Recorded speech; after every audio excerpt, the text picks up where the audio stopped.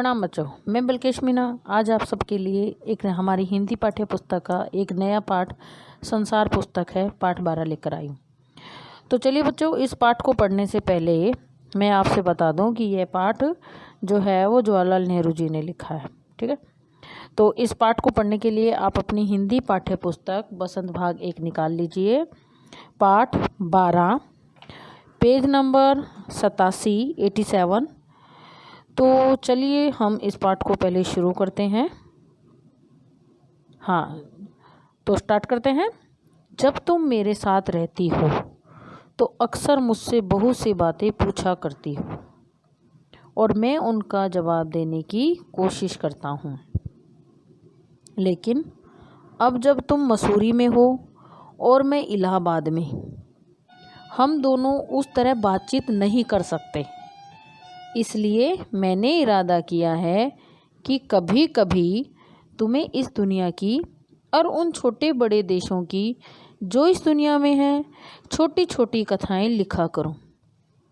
तुमने हिंदुस्तान और इंग्लैंड का कुछ हाल इतिहास में पढ़ा है, लेकिन इंग्लैंड केवल एक छोटा सा टापू है और हिंदुस्तान जो एक बहुत बड़ा देश है, फिर भी दुनिया का एक छोटा सा हिस्सा है।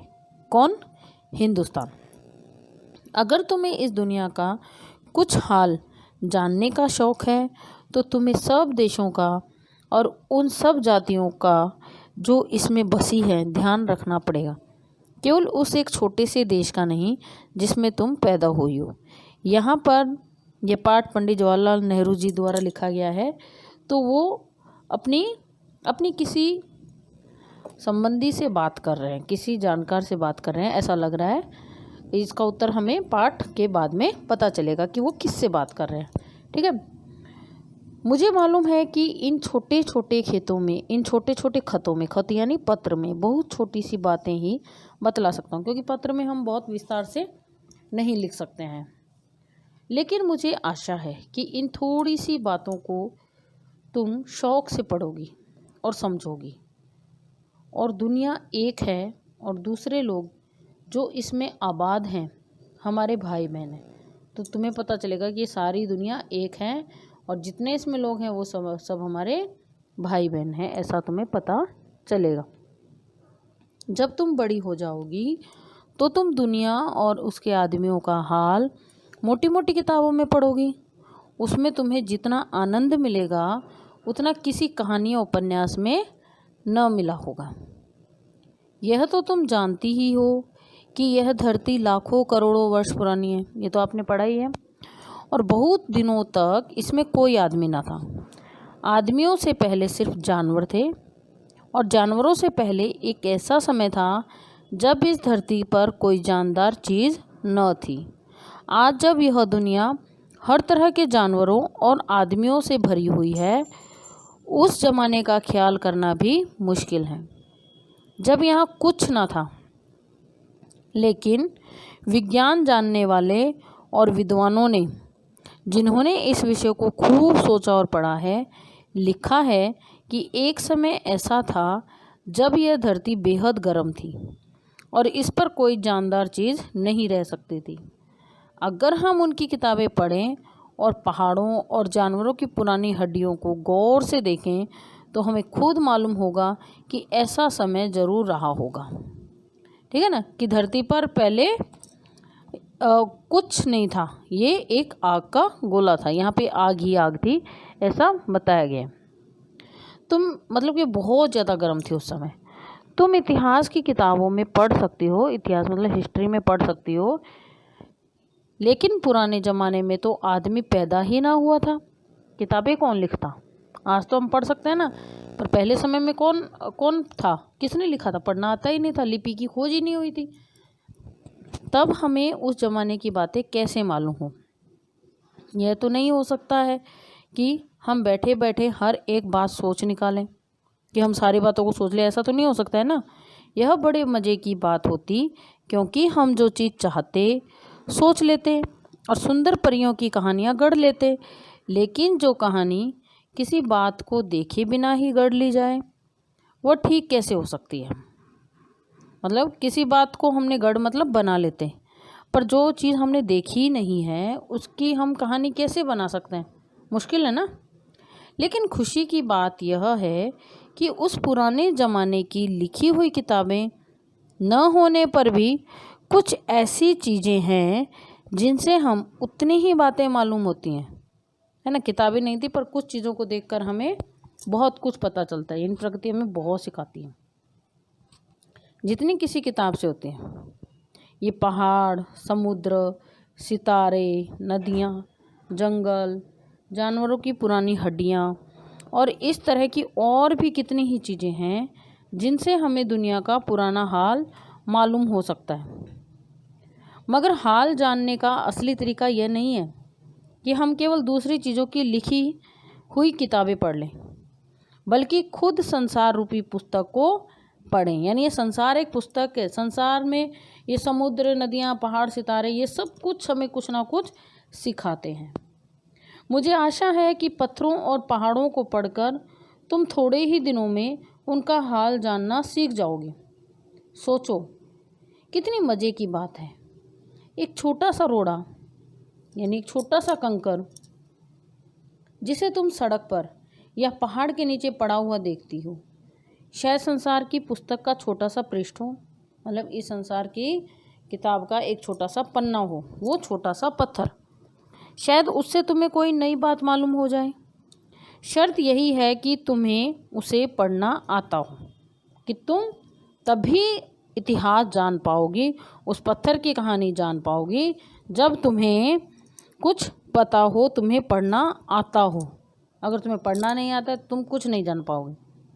कोई ज़बान है, ज़बान यानी कोई भाषा है, उर्दू, हिंदी, अंग्रेजी, सीखने के लिए तुम्हें उसके अक्षर सीखने होते हैं, लिपि सीखनी होती है ना। इसी तरह तुम्हें प्रकृति के अक्षर पढ़ने होंगे। प्रकृति के जो अक्षर हैं वो तुम्हें जानने पड़ेंगे, तभी तुम उसकी कहानी उसके पत्थरों और चट्टानों की किताब से पढ़ सकोगी। शायद अब भी तुम उसे थोड़ा थोड़ा पढ़ना जानती हो। जब तुम कोई छोटा सा गोल चमकीला रोड़ा देखती हो, छोटा गोल पत्थर देखते हो ना, वाइट मार्बल जैसा कोई पत्थर देखते हो या पीले रंग का कोई पत्थर देखते हैं जैसे, तो क्या वह तुम्हें कुछ नहीं बतलाता? यह कैसे गोल हुआ, चिकना कैसे हुआ, इतना चमकीला कैसे हो गया है, उसके खुरदरे किनारे और कोने कहाँ चले गए, क्या हुआ उनका? अगर तुम किसी बड़ी चट्टान को तोड़कर टुकड़े टुकड़े कर डालो तो हर एक टुकड़ा खुरदरा और नुकीला होगा। मतलब किसी पत्थर को अगर तुम तोड़ते हो तो वो कैसा हो जाएगा? खुरदरा हो जाएगा और नुकीला हो जाएगा। खुरदरा मतलब जो चुभता सा हो। यह गोल चिकने रोड़े की तरह बिल्कुल नहीं होगा, मतलब एकदम सपाट नहीं होगा, एकदम चिकना चिकना नहीं होगा। फिर यह रोड़ा कैसे इतना चमकीला बना, चिकना कैसे हुआ और इतना गोल कैसे हुआ? अगर तुम्हारी आंखें देखें और कान सुने तो तुम उसी के मुंह से उसकी जुबानी सुन सकती हो, उसकी कहानी सुन सकती हो। वह तुमसे कहेगा एक समय था जिसे शायद बहुत दिन गुजरे हों। कौन कहेगा? वो छोटा सा पत्थर। वह भी एक चट्टान का टुकड़ा था, ठीक उसी टुकड़े की तरह।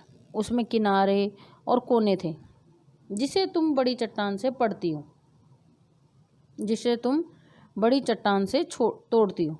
शायद वह किसी पहाड़ के दामन में पड़ा रहा होगा, शायद किसी पहाड़ में पड़ा होगा वो पत्थर, तब शायद पानी आया होगा, शायद उसे बहाकर छोटी घाटी तक ले गया होगा। वहाँ से एक पहाड़ी नाले ने ढकेल कर उसे एक छोटी सी दरिया में पहुँचा दिया गया। इस छोटी सी दरिया से वह बड़े दरिया में पहुँचा होगा। इस बीच में वह दरिया के पेंदों में लुढ़कता रहा होगा, उसके किनारे घिस गए होंगे और वह चिकना और चमकदार हो गया। इस तरह वह कंकड़ बना जो तुम्हारे सामने। किसी वजह से दरिया उसे छोड़ गया और तुम उसे पा गई। दरिया ने उसे छोड़ दिया और तुम्हें वो मिल गया।